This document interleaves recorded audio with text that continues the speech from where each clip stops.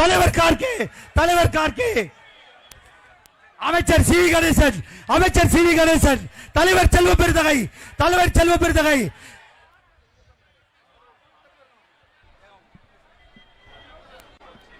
நண்பர்களே, அனைவரும் அமைதியாக அமரும்படி கேட்டுக்கொள்கிறேன். இப்பொழுது கடலூர் நாடாளுமன்றத்தினுடைய காங்கிரஸ் கட்சியினுடைய இந்திய கூட்டணியுடைய வேட்பாளர் மரியாதைக்குரிய சகோதரர் டாக்டர் விஷ்ணு பிரசாத் அவர்கள் வரவேற்புரையாற்றுவார். இந்திய கூட்டணியின் முதுகெலும்பாக திகழ்ந்து கொண்டிருக்கின்ற அன்னை சோனியா காந்தி அவர்களுக்கும் இளம் தலைவர் ராகுல் காந்தி அவர்களுடைய கரங்களையும் நம்முடைய அருமை தலைவர் அகில இந்திய காங்கிரஸ் தலைவர் மதிப்பிற்குரிய மல்லிகார்ஜுன கார்கே அவர்களுடைய கரங்களை வளப்படுத்துகின்ற வகையிலே நம்முடைய தமிழக முதல்வர் முத்தமிழ் அறிஞர் டாக்டர் கலைஞர் அவர்களுடைய பலமும் எழுச்சி தமிழர் தொல் திருமாவளவனுடைய பலமும் நம்முடைய இளம் புயல் வேல்முருகனுடைய பலமும் சேர்ந்து இங்கு மிகப்பெரிய ஒரு சக்தியாக திகழ்ந்து கொண்டிருக்கிறது. இந்திய திருநாட்டை உலுக்கிக் கொண்டிருக்கின்ற இந்த மோடி அரசாங்கத்திற்கு முடிவு கட்ட வேண்டிய நாள் ஏப்ரல் 19. நம்முடைய தமிழகம்தான் இதுவரையிலே நாட்டிலே சொல்லுவார்கள் சோசியல் ஜஸ்டிஸ் சமூக நீதிக்கு உண்டான மாநிலம் என்று. ஆனால் உலகிலேயே சமூக நீதிக்கு உண்டான நாடு எது என்று சொன்னால் அது இந்தியாவாகத்தான் இருக்கும் என்பதை நம்முடைய தேர்தல் அறிக்கை உருவாக்கி கொண்டிருக்கிறது.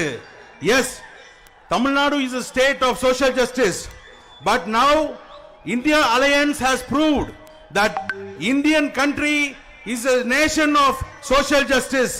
எனவே இந்த அணி வெல்ல வேண்டும், மோடி அவர்கள் ஆட்டம் முடிவு கட்டப்பட வேண்டும்.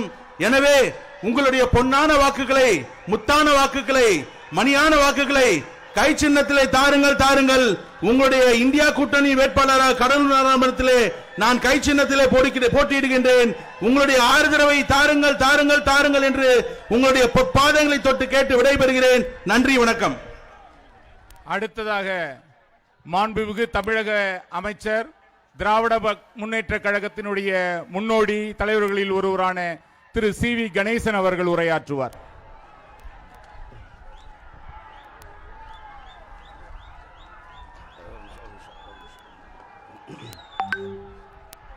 எழுச்சி மிகுந்த கூட்டத்திற்கு வரவேற்புரை ஆற்றி சிறப்பான ஒரு உரை ஆற்ற இருக்கின்ற தமிழ்நாடு காங்கிரஸ் கட்சியினுடைய தலைவர் மரியாதைக்குரிய அருமையண்ணன் செல்வ பெருந்தகை எம்எல்ஏ அவர்களே, இந்த நிகழ்ச்சியிலே கலந்து கொண்டு இறுதியாக உரையாற்ற வருகை தந்திருக்கின்ற இந்திய தேசிய காங்கிரஸ் கட்சியினுடைய தலைவர், மூத்த தலைவர் மரியாதைக்குரிய மல்லிகார்ஜுன் கார்கே அவர்களே, தமிழ்நாடு விடுதலை சிறுத்தை கட்சியினுடைய தலைவர் மரியாதைக்குரிய அருமையன் தொல் திருமாவளவன் எம்பி அவர்களே, பொதுச் செயலாளர் அன்பு சகோதரர் சிந்தனை செல்வன் அவர்களே, அண்ணன் சபா ராஜேந்தர் எம்எல்ஏ அவர்களே, நிகழ்ச்சியிலே கலந்து கொண்டிருக்கின்ற கடலூர் எம்எல்ஏ ஐயப்பன் அவர்களே, மாவட்ட காங்கிரஸ் தலைவர் ராதாகிருஷ்ணன் அவர்களே,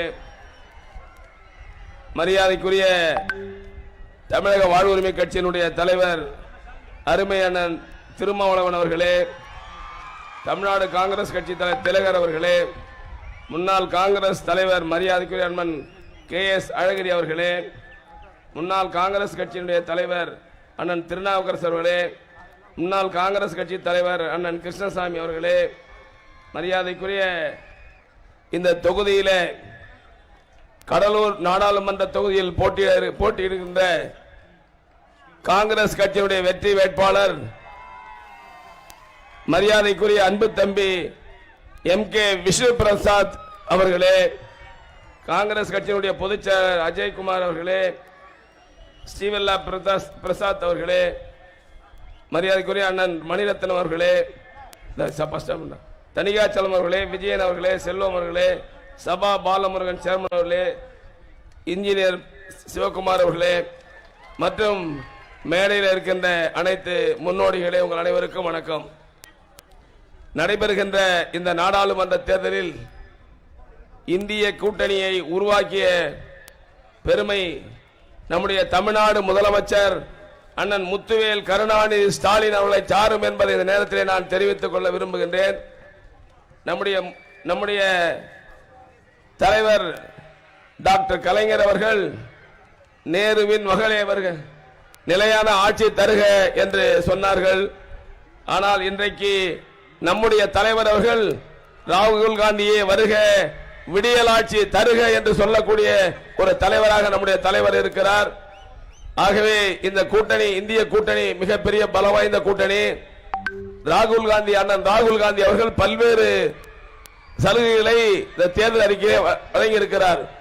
ஒன்று, விவசாய கடன் தள்ளுபடி, ஆண்டுக்கு பெண்களுக்கு ஒரு வருடத்திற்கு 1 லட்சம் ரூபாய், ஜிஎஸ்டி வரி ரத்து, சுங்கச்சாவடிகள் ரத்து, 100 நாள் வேலை திட்டம் 150 நாட்கள், சம்பளம் 150 400 ரூபாய், சிலிண்டர் 1200 ரூபாய்க்கு விற்கிறது 500 ரூபாய், பெட்ரோல் 1 லிட்டர் 75 ரூபாய், டீசல் 65 ரூபாய்.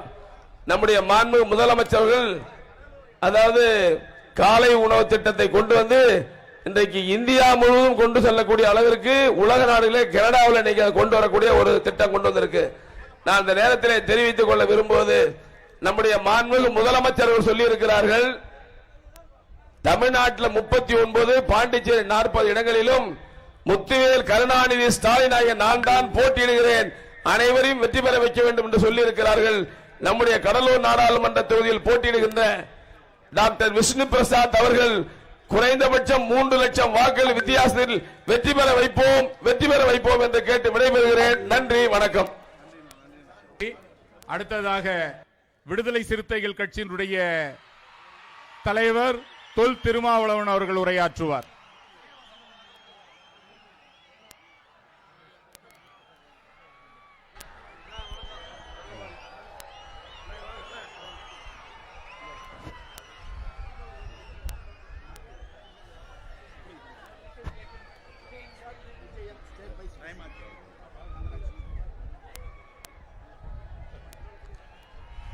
மாண்புமிகு அகில இந்திய காங்கிரஸ் கமிட்டியின் தலைவர், இன்றைய இந்திய அரசியலை வழிநடத்தக்கூடிய வல்லமை வாய்ந்த தலைவர் திருமிகு மல்லிகார்ஜுன் கார்கே அவர்களே,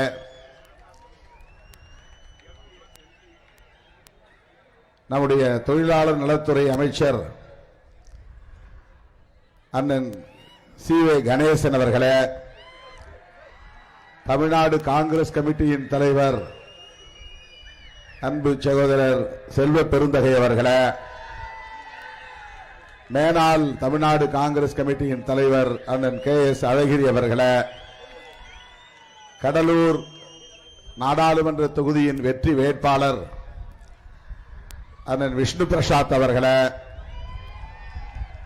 மற்றும் மேடையில் அமர்ந்திருக்கிற திராவிட முன்னேற்ற கழகத்தின் சட்டமன்ற உறுப்பினர்களே, நாடாளுமன்ற உறுப்பினர்களே, காங்கிரஸ் பேர் இயக்கத்தின் தலைவர் பெருமக்களே, திராவிட முன்னேற்ற கழகம், காங்கிரஸ் பேர் இயக்கம், இந்திய கம்யூனிஸ்ட் கட்சி, மார்க்சிஸ்ட் கம்யூனிஸ்ட் கட்சி, மறுமலர்ச்சி திராவிட முன்னேற்ற கழகம், தமிழக வாழ்வுரிமை கட்சி, மக்கள் நீதி மையம், இந்திய யூனியன் முஸ்லீம் லீக், மனிதநேய மக்கள் கட்சி என நம்முடைய தோழமை கட்சிகளை சார்ந்த தலைவர்களே,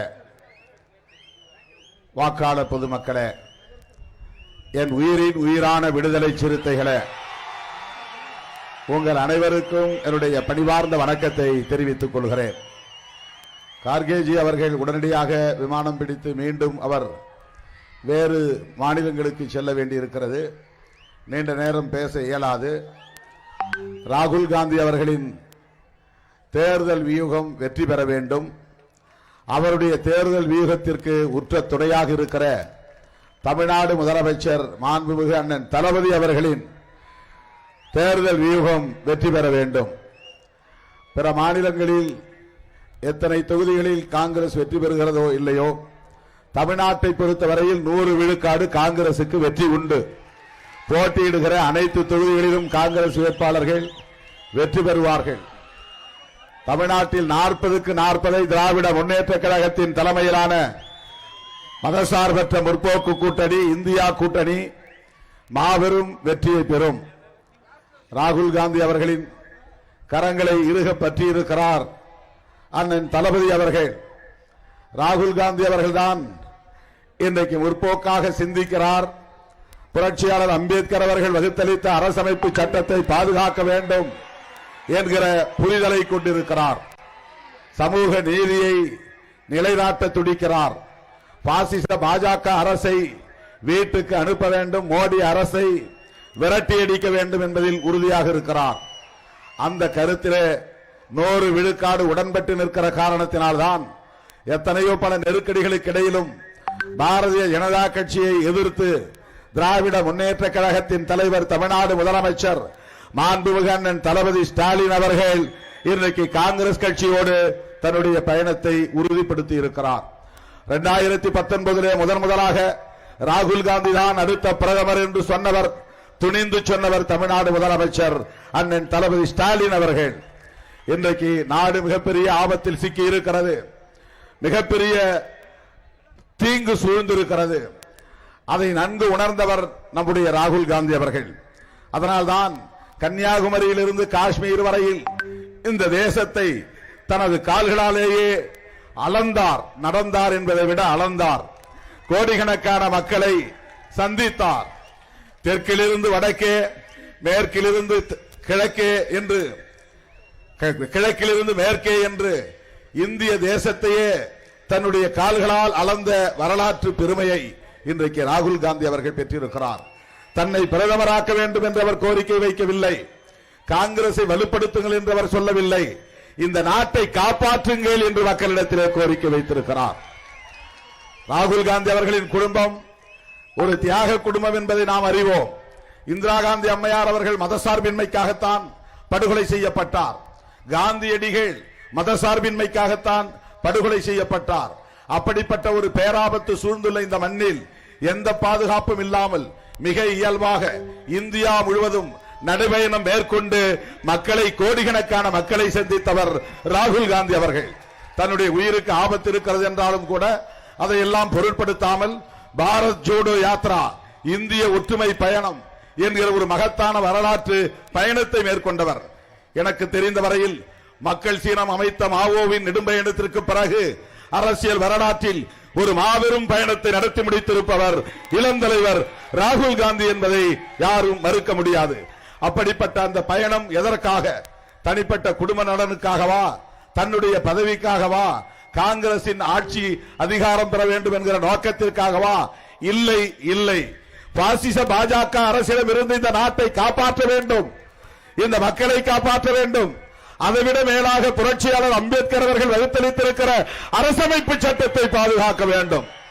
இதை நன்கு உணர்ந்திருப்பவர் ராகுல் காந்தி அவர்கள். ஒரே ஒரு செய்தியை சொல்லி நான் முடிக்க விரும்புகிறேன்.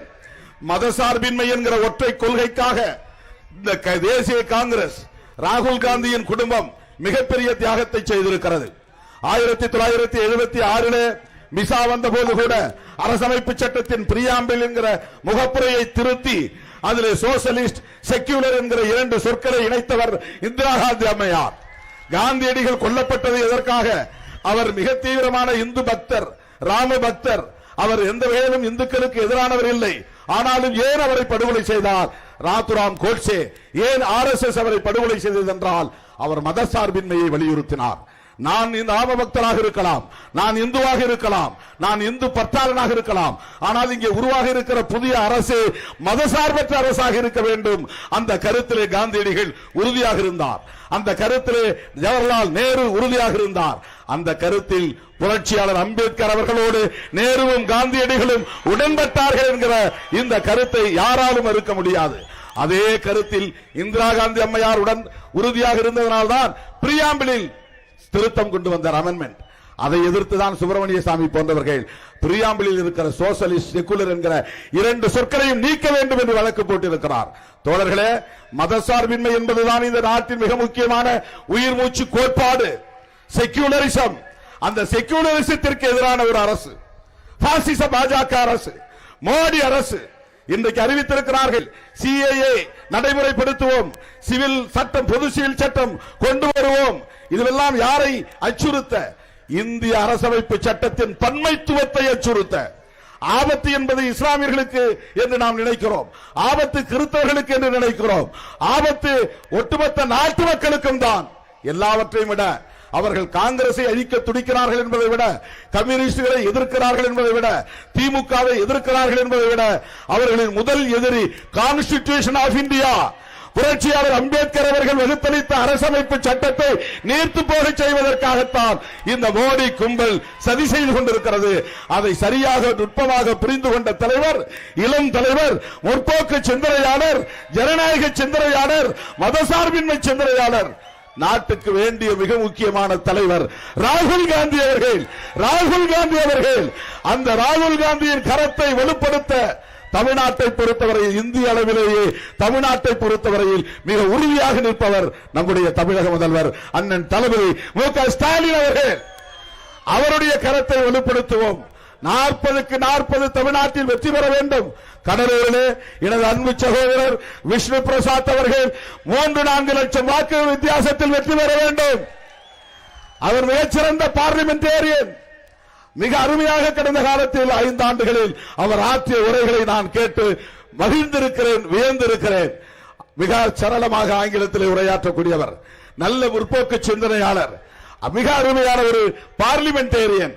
அவர் வெற்றி பெற்று பாராளுமன்றத்திற்கு வர வேண்டும். நான் ஊர் ஊராக வந்து ஓட்டு கேட்க விரும்புகிறேன், நேரம் இல்லை. நான் கடலூர் மாவட்டம் முழுவதும், கடலூர் நாடாளுமன்ற தொகுதி முழுவதும் அண்ணன் கணேசன் அவர்கள் 3-4 இடங்களுக்காவது என்னை அழைத்தார், நேரம் கிடைக்கவில்லை. என் உயிரின் உயிரான விடுதலை சிறுத்தைகளே, விஷ்ணு பிரசாத் அவர்கள் என்னுடைய அன்பு இளவல். அவர் 4-5 லட்சம் வாக்குகள் வித்தியாசத்திலே வெற்றி பெற வேண்டும். அதற்கு விடுதலை சிறுத்தைகளின் பங்களிப்பு மகத்தானது என்பதை நீங்கள் நிறுவ வேண்டும் என்று கேட்டு இந்த வாய்ப்புக்கு நன்றி கூறி, அரசமைப்பு சட்டத்தை பாதுகாக்க உறுதியேற்போம். ராகுல் காந்தியின் கரத்தை வலுப்படுத்துவோம். அண்ணன் தளபதி ஸ்டாலின் அவர்களின் கரத்தை வலுப்படுத்துவோம் என்று சொல்லி கை சின்னத்திலே வாக்களியுங்கள். நாடெல்லாம் காங்கிரஸ் வேட்பாளர்கள் போட்டியிடுகிற இடங்களில் கை சின்னத்திலும், திராவிட முன்னேற்ற கழக வேட்பாளர்கள் போட்டியிடுகிற இடங்களில் உதயசூரியன் சின்னத்திலும் வாக்களிக்க வேண்டும். தோழமை கட்சிகளின் சின்னங்களுக்கு வாக்களிக்க வேண்டும் என்று கேட்டு முடிக்கிறேன். நன்றி, வணக்கம்.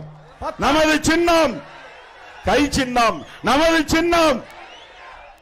10 ஆண்டு காலம் நாட்டு மக்களை ஏமாற்றிய மோடியின் முகத்திரியை கீழ்த்து வருகின்ற அகில இந்திய காங்கிரஸ் கட்சியுடைய தலைவர், அருமை தலைவர் மல்லிகார்ஜுன கார்கே அவர்கள் இப்பொழுது உங்கள் மத்தியிலே உரையாற்றுவார்கள்.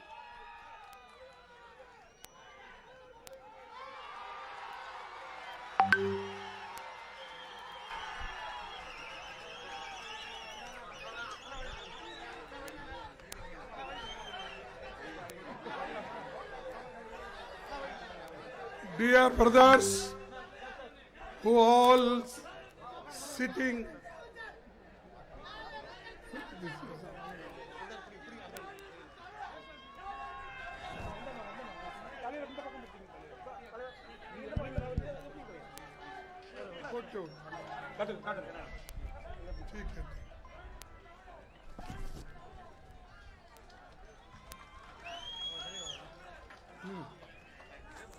no time is not.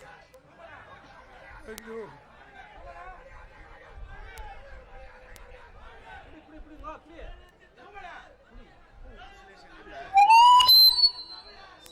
Symbol part.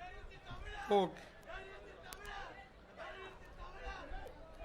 People who are sitting on the dais, Dr. Ajay Kumar, General Secretary in charge, Sri K.V. Shalvapuram Tangai, Honorable Ministers, Sri M.R.K. Sevapuram, C.V. Ganeshan, where you are leader Ganeshan? C.V. Ganeshan, sir. This is Sri M.R.K. Ganeshan, it has happened. Former PCC President, Sri Krishna Swamy, Trinavarkasu, Aligiri, and MP candidate just now who spoke, Thirumal Valvan, who is just tired. And Dr. Vishnu Prasad, who is his symbol is hand, and pot can be kept in hand only. His symbol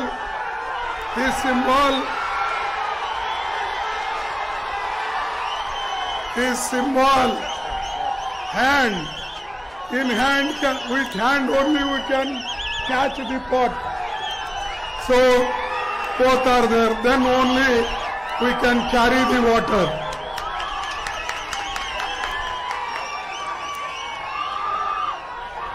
Brothers, okay, keep quiet. Brothers, already time is up for me, because I have to go from here to Pondicherry, then Bangalore to Delhi. So I pardon for not taking too much time of yours, but I request you, kindly listen to the leaders who are on the dais. Can you do that? Yes. After our speech,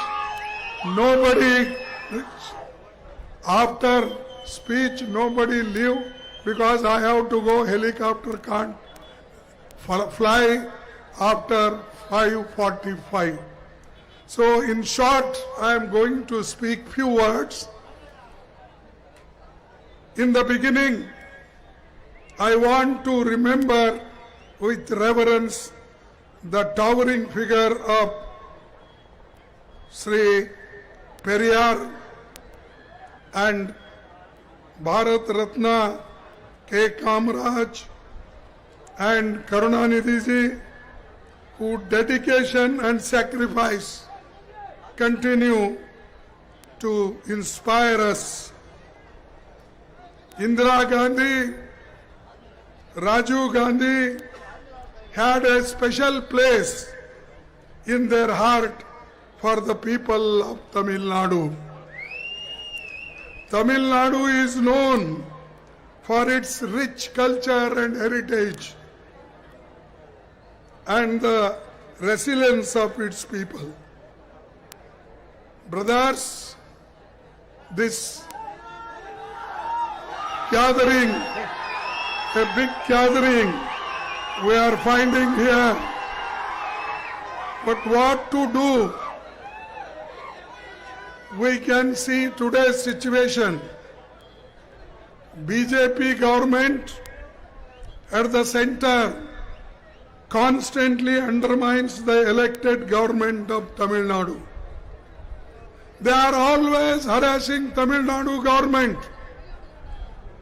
not giving money, not helping in flood, not helping in drought period, and whatever share they need, they are required to be taken. That also Modi is not going to give. Therefore, you have to fight. To fight, you have to elect your representatives, and the representatives who fight for your cause. And they are here. Dr. Vishnu is here.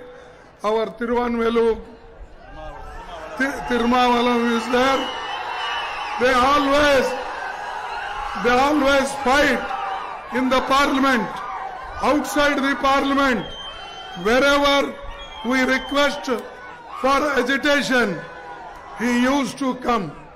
Therefore, it is a very great asset, not only for Congress, but people of Tamil Nadu and also people of India, those who want to safeguard the democracy, safeguard the constitution, So his services are needed, and both are young, and young people will deliver the goods to the expected time and area.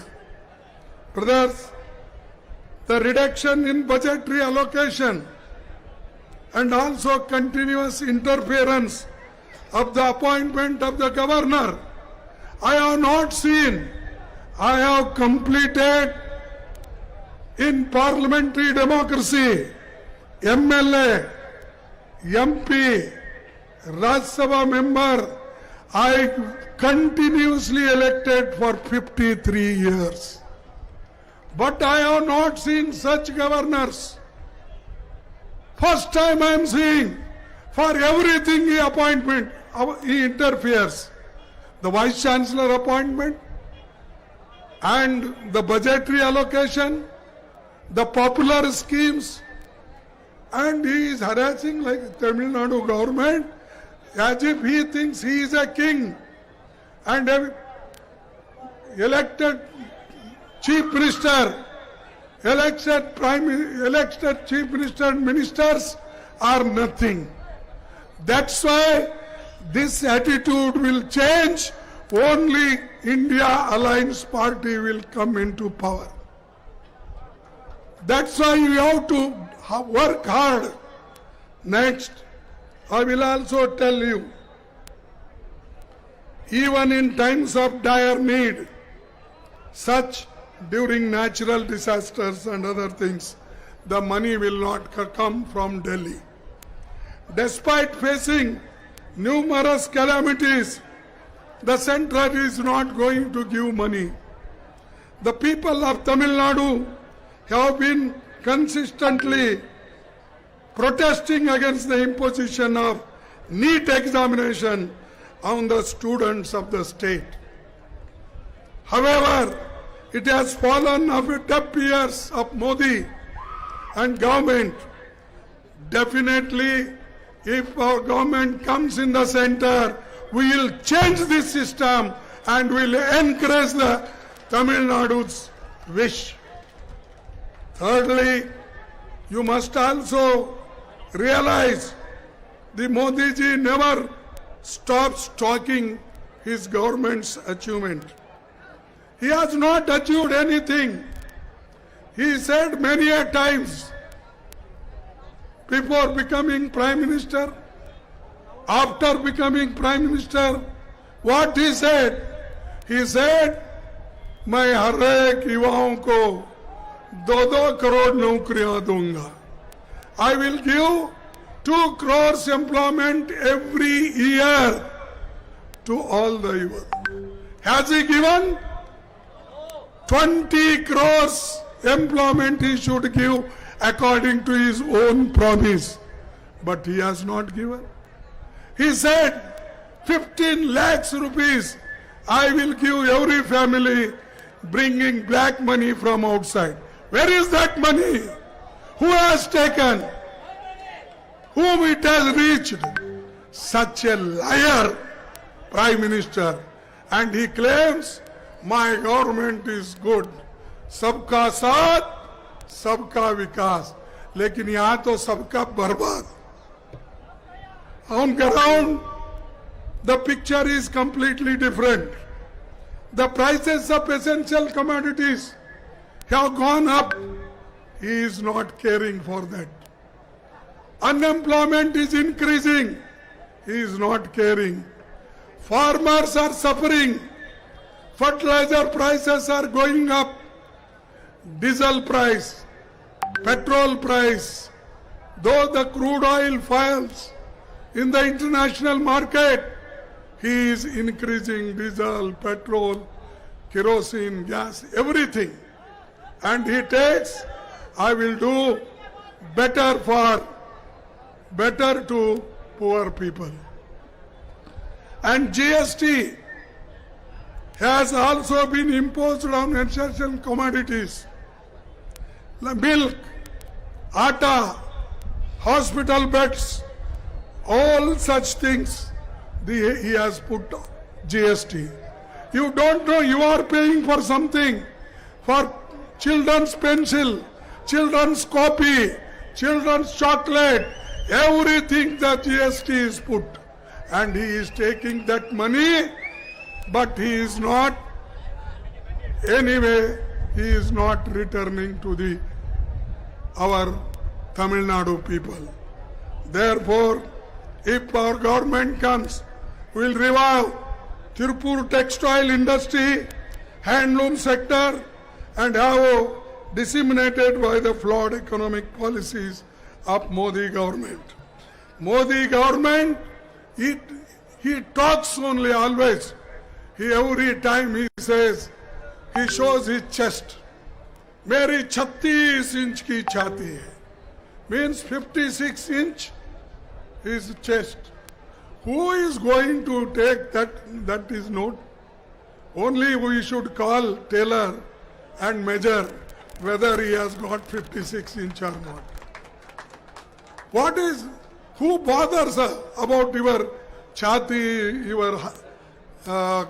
your height, your weight? Definitely your weight has gone down because you are not doing anything for the poor people. Worker laws, he destroyed all the workers' laws what Dr. Babasaheb Ambedkar in 1946 when he was executive committee member, Viceroy's executive committee, in that he was there, he gave so many concessions, but all those concessions the Modi has taken back. And all black laws he is introducing. Even for farmer laws, all black farmer laws which are against the farmers, that also he introduced. But people agitated, it is stopped. Nothing is there to give to poor people by the BJP government. And SC, ST, their backlog vacancies have gone. Nearly 30 lakhs vacancies in India, in all sectors, whether it is rail, whether it is a post office, whether it is a Kendriya Vidyalaya, all such vacancies are vacant. Therefore, you have to fight, and nearly 30 lakhs vacancies, if we come into power, we will definitely fill up those vacancies. And youth will get the benefit from our government, and our government is very particular about the SC, ST and others. And today the RSS people, they are playing the game. They want to bring again a Manu system, and that Manu system will destroy poor people, will destroy the Dalits, will destroy the backward class, will destroy the poorer sections. And there is no system in that their manifesto to help poor. Here we have given full pledge Dr. Babasaheb Ambedkar gave. Equal rights, rich and poor, men and women. Today all our ladies, our matas, they are voting because of in the Constitution, because of Dr. Babasaheb Ambedkar's, Pandit Jawaharlal Nehru's. Otherwise, in 50, 60 years back, who were asking you? Today everybody is coming to your door because of vote. And that vote who has given? The Constitution has given. Who has written that Constitution? Ambedkar has written that. Therefore, I want to tell you one thing. Now only two things I have come to request you. One is, you should save the democracy. You should save the Constitution. For that, you have to vote the India Alliance parties. If you vote pot, if you vote heart, then only hand, then only you can. Oh, in Tamil they say kai. In Kannada also. Kai and Panai for pot. And Panai. and Kannada also kai. Kai. Panai. Huh? Panai. Okay. Pani. Everything. Pani. Okay. Pani. Correct. Pani and Kai. Both. You vote and see that the Indian constitution will be saved. The democracy will be saved. And you people will be happy. And we are with you. And we will fight. If anything slightly goes wrong, we will stand with you. Let 100 Modis come and they want to destroy it. It cannot be destroyed, this democracy. With these words, because of time, I don't want to speak further. I once again beg of you, please vote for Kai and vote for Pani, and that is my request. Thank you very much. சர்வதிகாரத்தை அகற்றுவோம், மோடி ஆட்சிக்கு முற்றுப்புள்ளி வைப்போம். நம்முடைய எழுச்சி தமிழர் அவர்களுக்கு பானை சின்னத்திலும், நம்முடைய மருத்துவர் விஷ்ணு பிரசாத் அவர்களுக்கு கை சின்னத்திலும் வாக்களிக்க வேண்டும் என்று நம்முடைய அகில இந்திய காங்கிரஸ் தலைவர் மல்லிகார்ஜுனஜி அவர்கள் இங்கே பிரகடனப்படுத்தி இருக்கிறார். 2 வேட்பாளர்களும் ஒரு அருமையான வேட்பாளர்கள், அற்புதமான வேட்பாளர்கள். நமது சின்னம் கை சின்னம், பானை சின்னம்.